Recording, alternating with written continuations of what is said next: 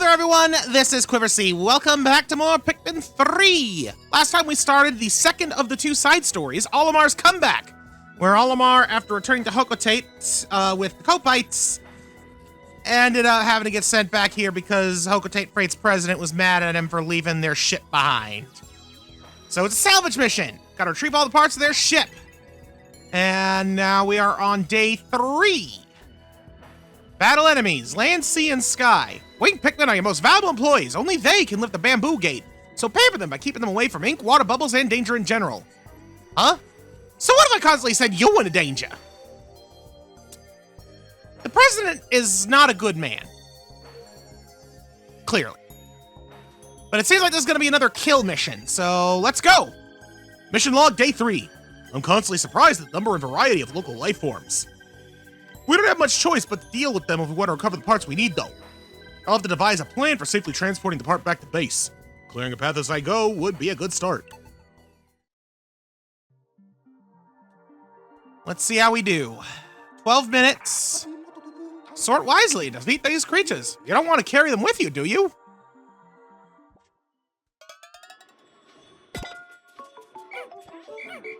Alright, so it is a kill mission.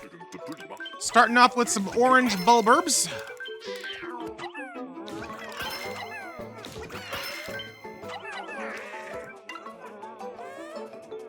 Alrighty then. And a lot of, Ah, dang it. No, continue carrying that back. You guys work on this. Let's take a quick look at the map. So, looks like there's gonna be 3 colors of Pikmin in this. Red, blue, and pink. The pink onion is way over here. So we're gonna need to go past this gate. And then, like, past this bridge, break this gate, and then make this bridge in order to gain access to pinks. But we'll have access to blues after the first bridge. And that'll actually get us a couple of pinks out the gate. Looks like this is probably going to be our primary objective here, like our final challenge encounter. Oh, and this is open. Well, maybe it's not open. I don't know. We'll have to take a look and see what it all looks like after the fact. Olimar, can you break this?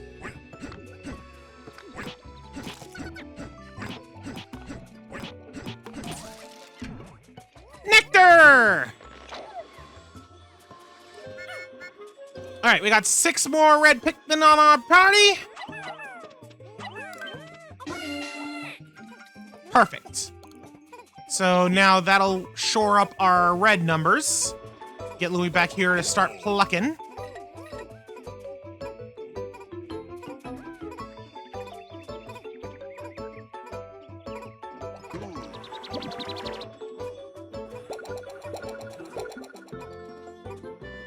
Ugh.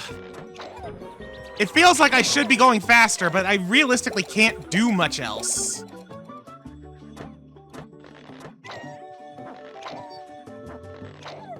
All right, we have as many reds as we can possibly have right now.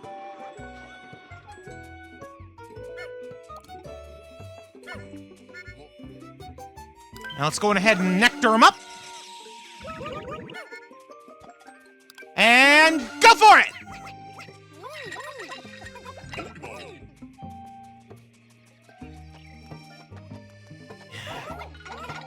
Yeah, it looks like I can't really take Olimar off the bridge or anything in advance. I would if I could and get a head start on the blues. But I gotta wait.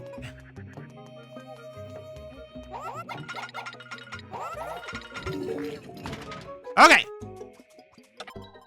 Olimar, you go here. Louie, you man the battle squadron. Their next objective? Break down this gate, and then kill those, volcanic slooches. Alright, what do we got? We got watery blowhogs. Works for me. Attack!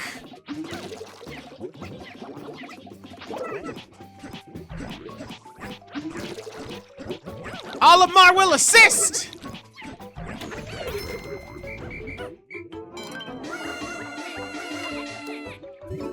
Carry that back to the onion, boys. Meanwhile, Louie.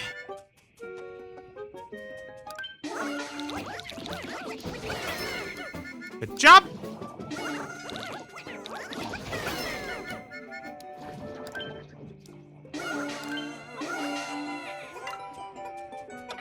Okay.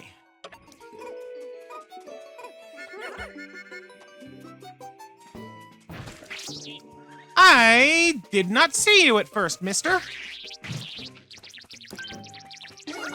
Attack the butt!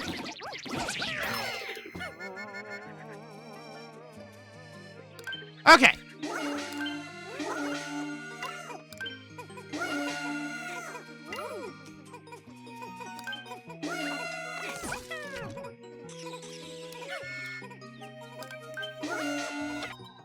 Now then, that's started. Send Louie back here. I said send Louie back here. There we go. Olimar.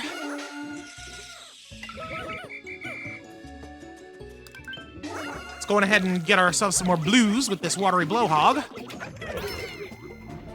Much better now that we have more of them and, in fact, flowers among them. Okay, Louie is gonna kind of be doing his own thing in a minute here. Okay, ow! Right, I gotta, like, actually try for a second here. What I want to do is clear out the dangerous guys and then just send the blues after the Waddlepuss there.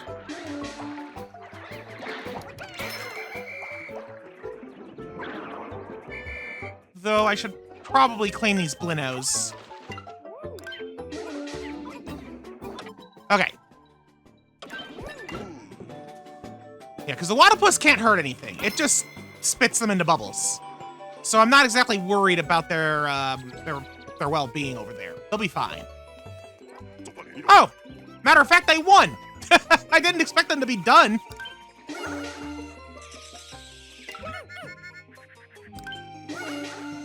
I should probably have saved some of that nectar, but I wasn't thinking about that until now. Yeah, good job, Blues.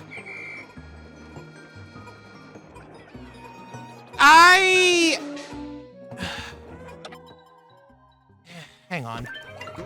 Louie, help him. Like, why did he think that going there was a good idea? Why did that Pikmin do that? I don't understand the logic.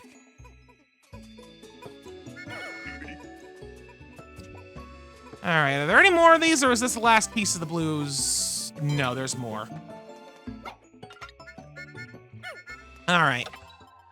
There's not really much else I can do with the reds right now. But maybe...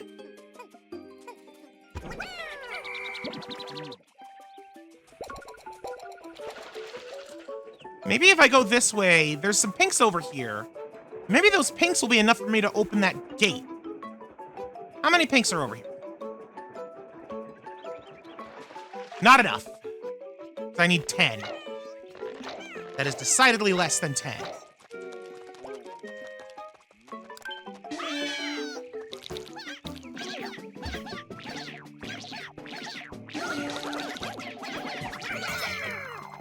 But at least they allow me to make quick work of these goobers.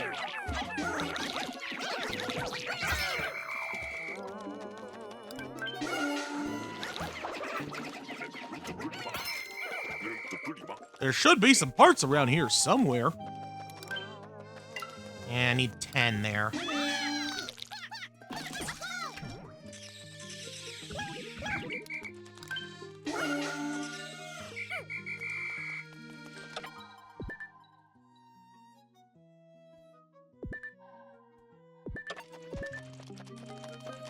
All right, Olimar. Okay. Hold on.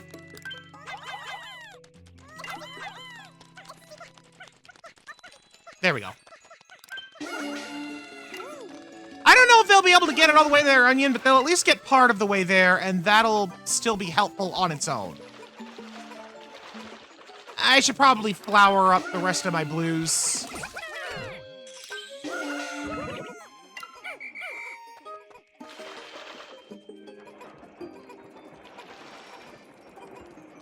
Now then.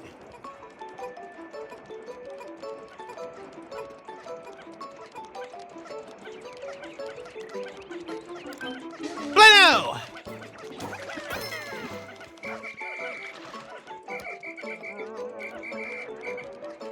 Not quite sure why the blues just kind of exploded out of the sky like that, but it was kind of cool.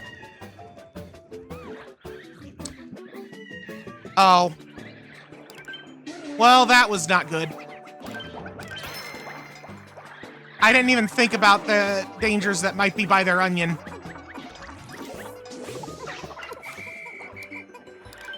All right, kill that thing, please.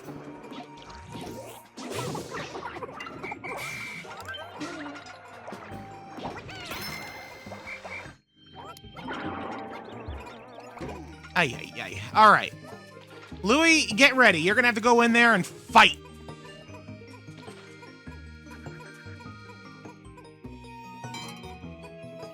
Oh, man. We're down to 3 minutes already? Ugh. Once again, I was not using my resources efficiently. I dare say.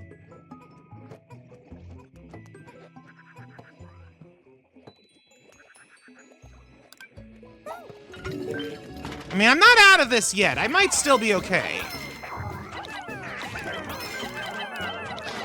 Attack! Come on, attack! Just keep attacking the eyes. Why are you standing there? Like, half my squad was not wanting to get in on this. Oh, my lord. Target him!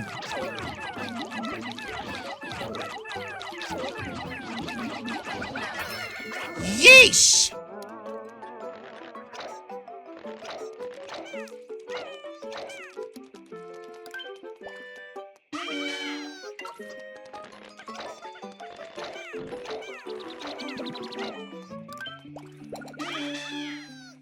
All these go to the pinks.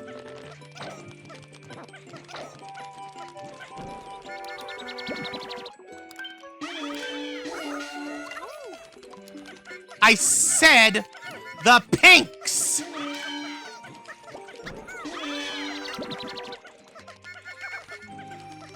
I don't have enough space.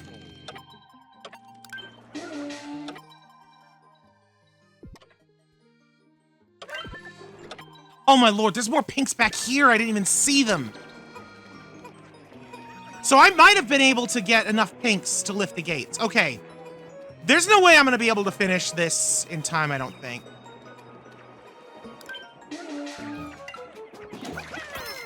But I choose to look at this as an exploratory run. Okay, no, there's only 3 there. Definitely not enough.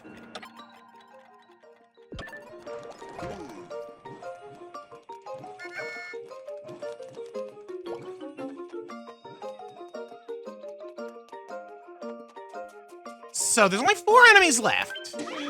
What am I missing? There's some snitch bugs.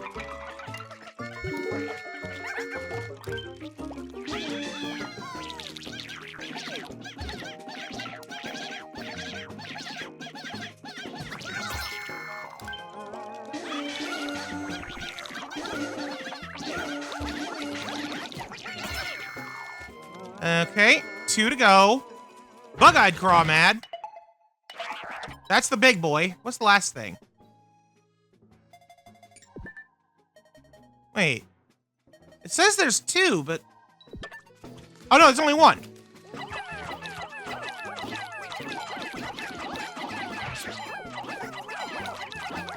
Man!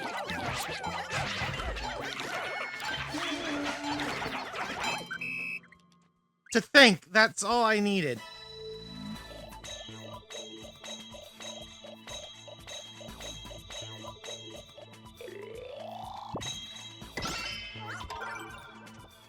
Dang, it's only a silver?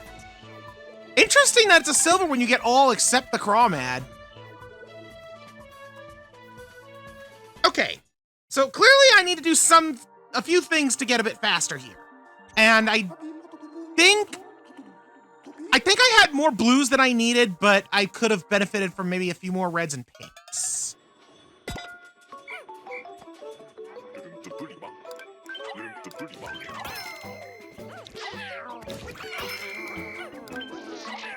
One adjustment I think I'm gonna make out the gate. That. Just by having them be flowers, that speeds things up a little bit.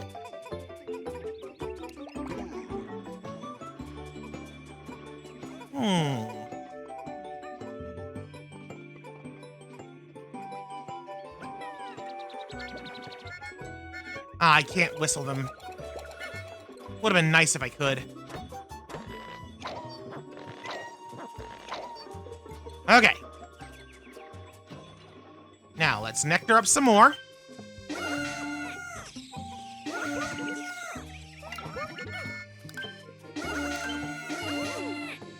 Good stuff.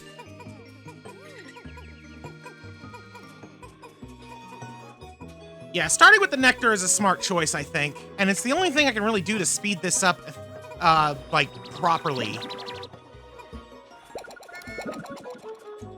That, and I can probably do this as well. By ordering them first, and then going back to get the rest of the reds, I think that puts me in a better position just by merit of getting these bridge parts done faster.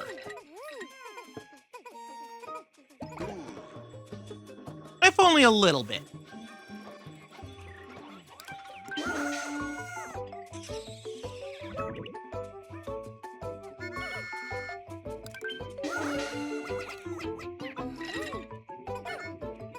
Come on.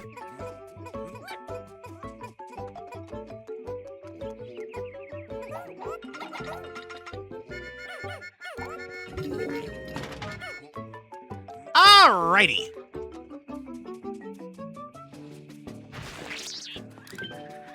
First of order of business, let's kill this crawman. And then get you started on that. Olimar?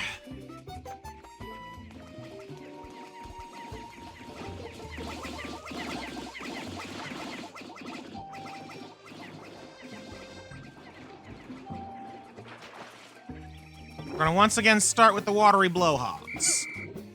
But similar to what we did with the reds, we're gonna get the nectar first.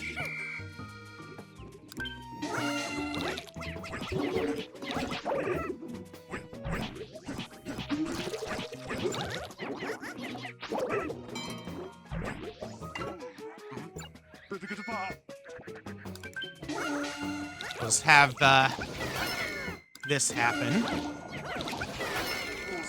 There we go.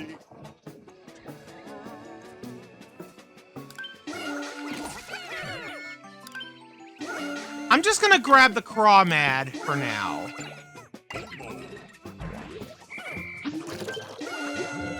Send the blues to start fighting that blowhog.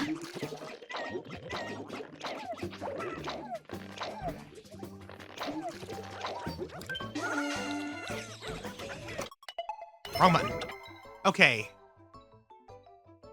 The other set of the shards is over here, and I should prioritize that.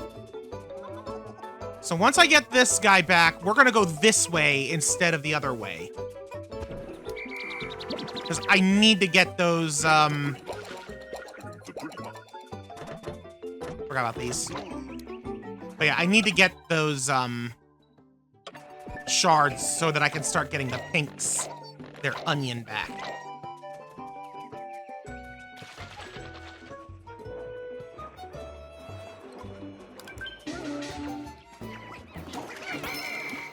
Stuff. Grab those guys.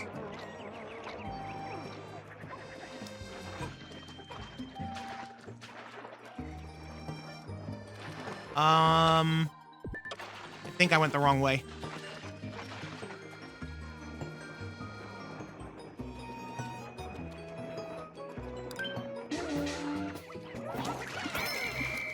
Okay. So I'm not worried about getting the Blinos back. Or these scuttlefish.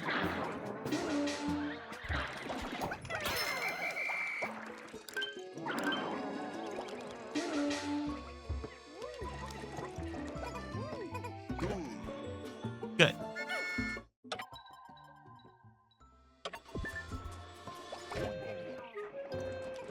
Now, is there anything that I can do with these pinks? I guess I could take them over here and fight those. So I'm gonna do that. Louie, meanwhile. Gotta get the reds ready for battle.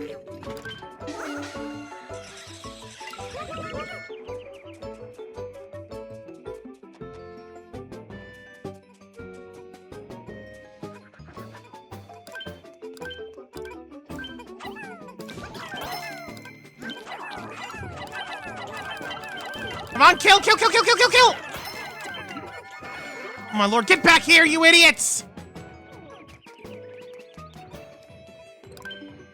Yeesh. No, I shouldn't do that, I shouldn't do that.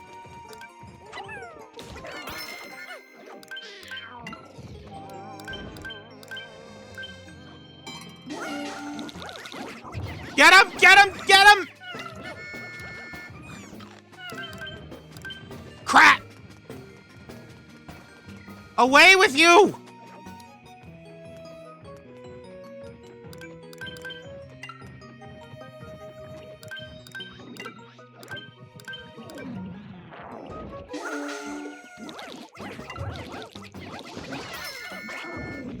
Okay. That's going now.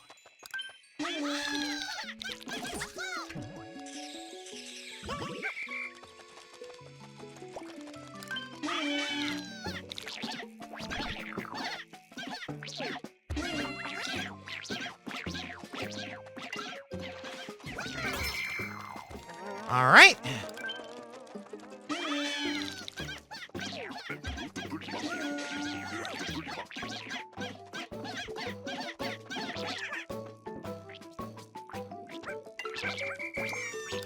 Hey!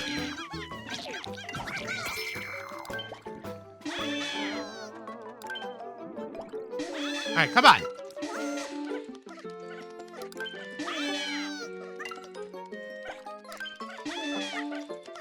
Okay, those are gonna go back to the pink onion. Olimar, you need to get back to your blues. Louie?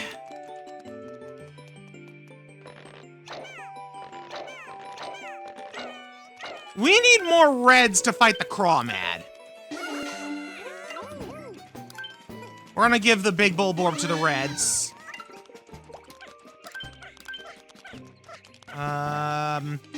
I'll give these two to the pinks. And then there's the small one over here. I will go ahead and give that to the reds.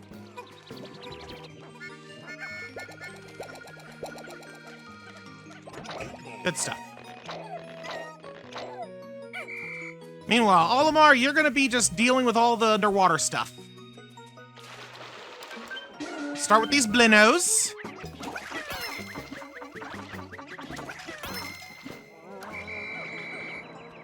And now for the Scuttlefish. And the Wattlepuss. Then there's another Wattlepuss. I'll put that away.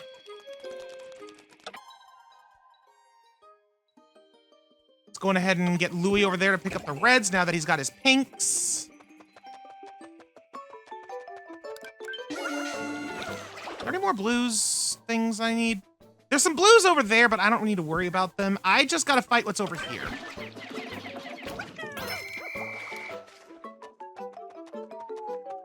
So I'm gonna bring Olimar right there.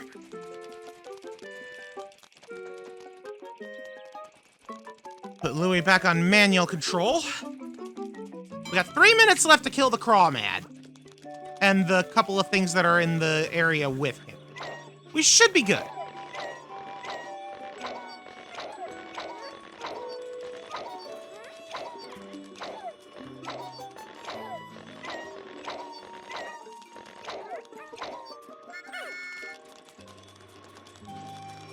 Yeah, we got more than enough for this.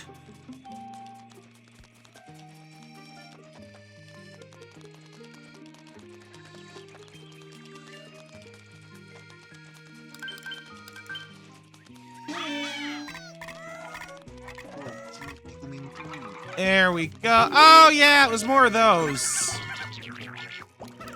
Hey! You joke!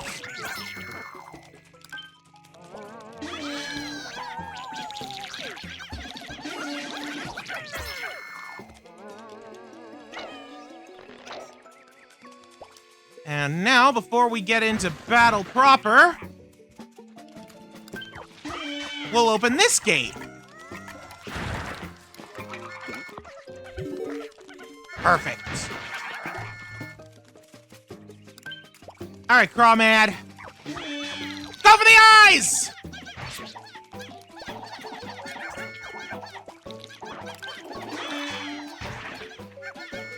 I say, go for the eyes! And attack! Boom! Mission complete!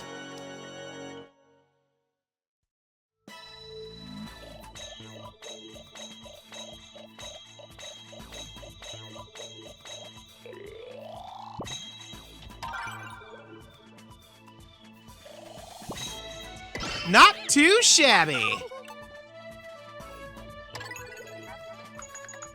We found the Hokotate ship! Well, part of it. Looks like the ship suffered severe damage and its pieces were scattered here and there. This all feels very familiar. But there's no time to wallow in nostalgia. We have to recover those parts and get them back to base before the indigenous life on this planet does who knows what with them. Indeed.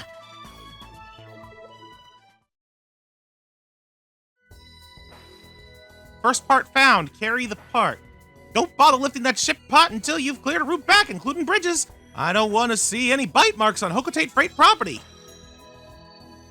I'm looking at the time, and honestly, oh my. This looks like a bit of a thing. I think I want to save that for next time.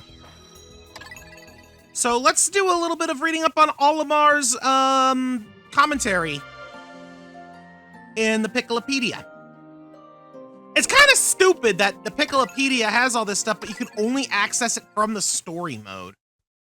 Yeah, I guess I don't have to use the existing, like the one that we were following along. I can just load up the demo file that I had, since the Picklepedia is game specific. Oh, but it's going to also have this cutscene. Okay, well. That's okay. Probably still faster than to use the main file that we were doing.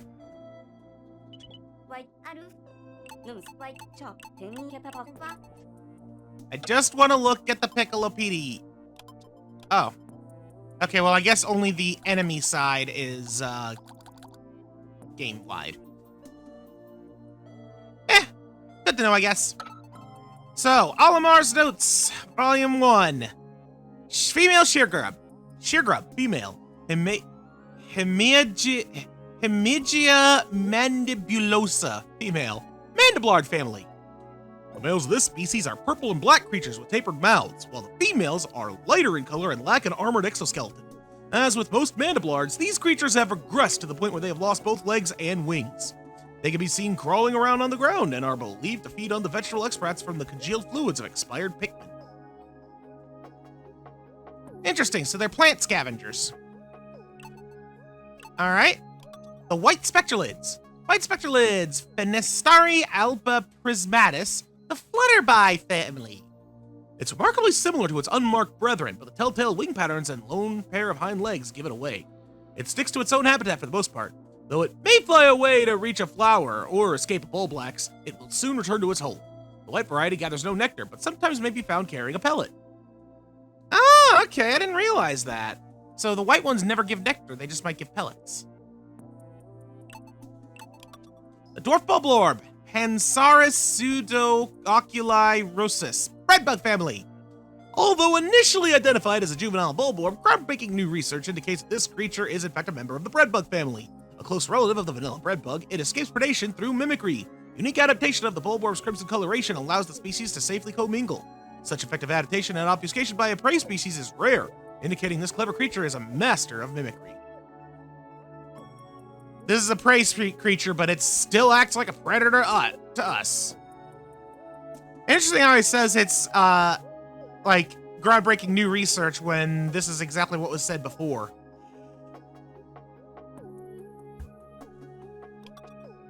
But,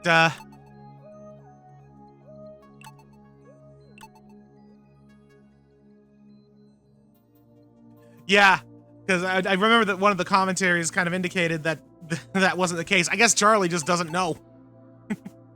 That's kind of funny. The Bulborb, Oculus kageyamirosis, the grub dog family. This large organism has the familiar mandibles and craniomorphology of the grub dog family, as well as the characteristic bulging eyes. As with most grub dogs, the creature's cranium comprises half of its total length and girth, showing a scarlet abdomen with white spots. This creature is primarily nocturnal, choosing to prey on smaller creatures returning to their nests. Originally classified as the spotty bulborb, further research has reclassified this species as the basic bulborb. Subspecies of varied colors have recently been discovered, but academics are divided into two rival camps over how to handle their classification. You know, that's fair, because yeah, they were originally called the spotty bulborb, but orange bulborbs have spots, so it makes sense that they would want to not have that be the identifying factor. Could always call it the crimson bulborb because it's red. The Medusal slurker, Staramedusae manifoldi, the Umbroda family. I think that's an entirely new family, like even from Pikmin 2.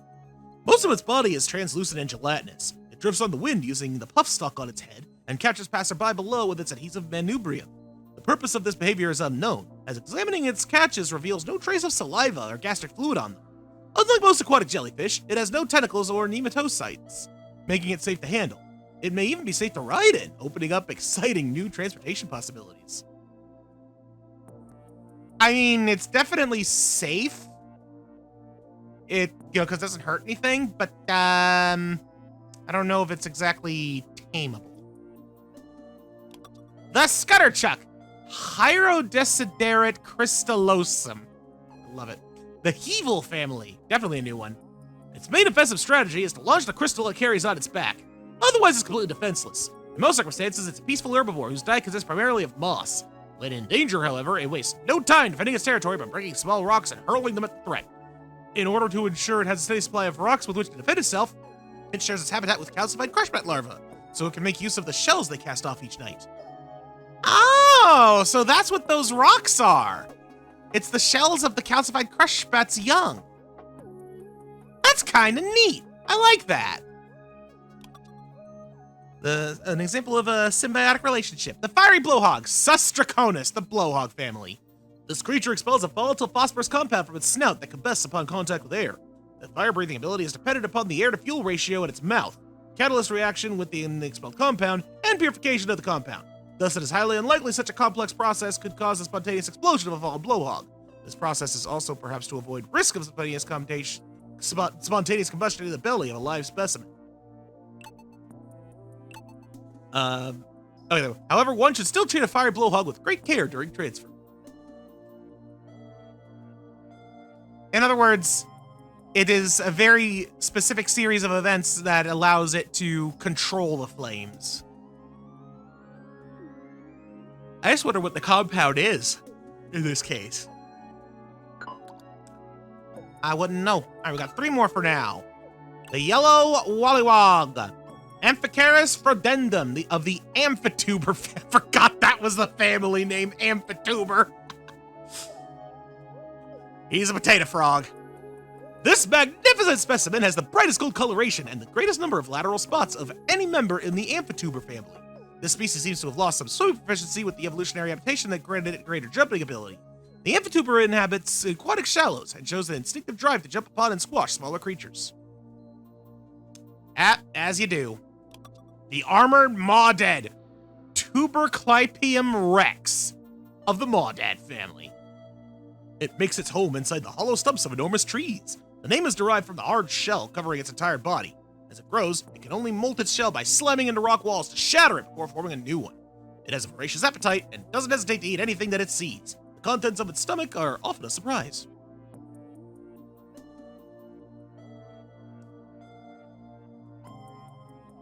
Yeah, because it ate like it ate some of like the interstellar equipment before, so I guess it just eats anything it can fit in its mouth. It's like a pelican. All right, and last but not least for today, the skitterleaf, Rus pseudo-arbicans of the skitterling family.